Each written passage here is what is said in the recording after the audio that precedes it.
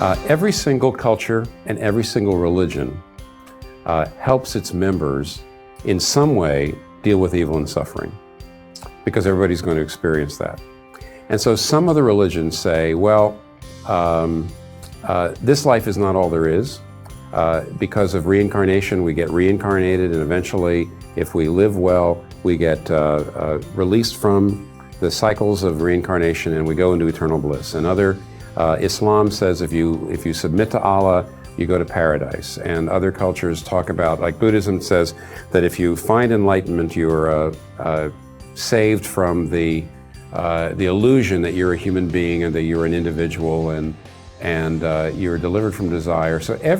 And Christianity says, if you trust in Jesus Christ and you give yourself to Him, He'll be present with you right now, and you can know that someday you're going to live forever to be with Him, and all the sufferings will be taken away and every tear will be wiped away.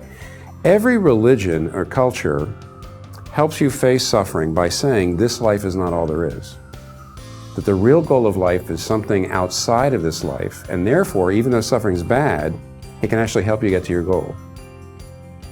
Only modern Western culture that says this life is all there is and all the happiness you're ever going to get has to be right here.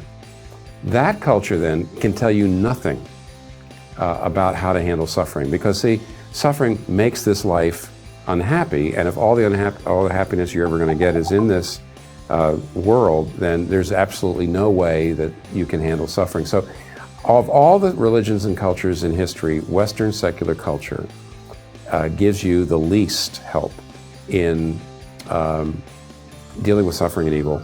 And I could argue that Christianity gives you the most. You know why? Because Christianity doesn't just give you an afterlife in heaven.